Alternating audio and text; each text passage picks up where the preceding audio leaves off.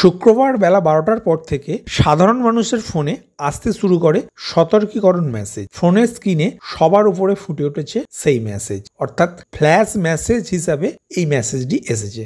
সেই সাথে সাইরেনের মতো বেজে উঠেছে ফোন, তার সঙ্গে আবার ভাইব্রেশন। অনেকেই আতঙ্কিত হয়ে পড়েছেন, তবে এতে আতঙ্কের কোনো কারণ নেই, কারণ ভারত সরকারের ডিপার্টমেন্ট অফ টেলিকমিউনিকেশনের সহায়তায় ন্যাশনাল ডিজাস্টার ম্যানেজমেন্ট অথরিটি অর্থাৎ বিপর্যয় মোকাবিলা দপ্তরের তরফে পরীক্ষা চলছে অত্যাধুনিক এক প্রযুক্তির, যাতে কোনো এলাকায় কোনো প্রাকৃতিক বিপর্যয় এলে আগেভাগে আপনাকে সতর্ক করতে পারবে তারা। আজকের আপডেটে আপনার মোবাইলে আসা এসএমএসটি কেন পাঠাচ্ছে ভারত সরকারের বিপর্যয় মোকাবিলা দপ্তর, সেই সাথে এই এসএমএসটি আবারও এলে কি করবেন বা আপনার কি করণীয় তা জানাবো। নমস্কার বন্ধু, আপনি দেখছেন আপনার প্রিয় চ্যানেল কুন্ডু টেলিকম, সাথে আমি অনিমেষ। আপনার কাছে ছোট্ট অনুরোধ, আপনি এই চ্যানেলে নতুন হলে সাবস্ক্রাইব করবেন চ্যানেলটিকে এবং অল নোটিফিকেশন বাটন অন করে রাখবেন এই পরিবারের নতুন নতুন আজকের আপডেট সবার আগে জানতে। ভিডিওটি আপনার কোনো উপকারে এলে অবশ্যই লাইক করবেন। চলুন শুরু করা যাক আজকের আপডেটটি।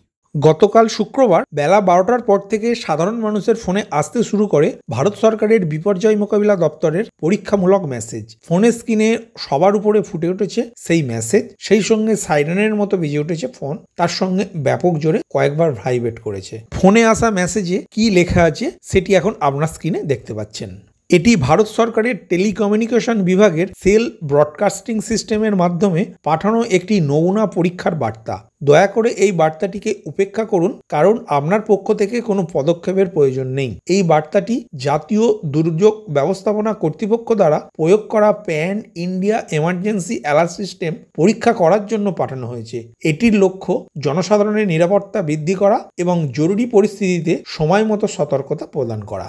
মেসেজটিতে লেখা দেখেই বুঝতেই পারছেন আপনার এলাকায় কোনো প্রাকৃতিক বিপর্যয়, যেমন বন্যা বা হঠাৎ কোনো ঝড় বা ঘূর্ণিঝড় বা সুনামি বা ধস বা হরফাবান, এই ধরনের প্রাকৃতিক বিপর্যয়গুলি আসার কয়েক ঘন্টা আগেই আপনার ফোনে এই ফ্ল্যাশ মেসেজের সাহায্যে জানিয়ে দেবে ভারত সরকারের বিপর্যয় মোকাবিলা দপ্তর। বিপর্যয় মোকাবিলার জন্য তৈরি করা বিশেষ প্রযুক্তি ইমার্জেন্সি অ্যালার্ট সিস্টেম বা ইএএস পরীক্ষার জন্য এই প্রযুক্তি পরীক্ষা করেছে কেন্দ্রের বিপর্যয় মোকাবিলা দপ্তর। সাধারণত কোনো ফোনে কোনো এসএমএস পাঠালে তা চলে যায় মেসেজ বক্সে। মেসেজগুলি তার কাছে পৌঁছেছে কিনা তা বোঝা গেলেও তা তিনি খুলে পড়েছেন কিনা এ ব্যাপারে নিশ্চিন্ত হওয়ার কোনো উপায় থাকে না।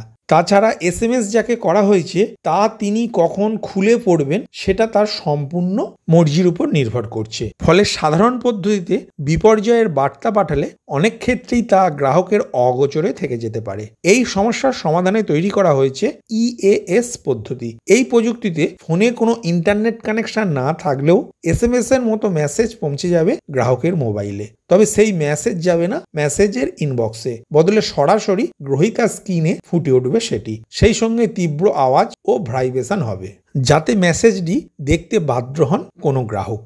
ফোনের সেটিংসে এই প্রযুক্তির ব্যবহার বন্ধ করার ব্যবস্থা রয়েছে। আপনার ফোনের সেটিংস, তারপর নোটিফিকেশন, সেখান থেকে অ্যাডভান্স সেটিংস, তারপর ওয়্যারলেস এমার্জেন্সি অ্যালার্ট, তারপর অ্যালাউ অ্যালার্টস, এইখানে দেখবেন এনাবেল করা আছে। এই এনাবেলটা যদি আপনি ডিসেবল করে দেন তাহলে এই পদ্ধতিটি বন্ধ হয়ে যাবে। তবে আমার মতে এই সেটিংসটি বন্ধ করলে নিজের বিপদ নিজেই ডেকে আনবেন। শুক্রবার যে মেসেজটি এসেছে তা কেবলই পরীক্ষামূলক। ওকে বাটন টিপে মেসেজটি বন্ধ করে দিতে পারবেন। এর সঙ্গে কোনো হ্যাকিং বা অন্য কোনো সাইবার অপরাধের যোগ নেই। এটি সম্পূর্ণ একটি সরকারি প্রকল্প।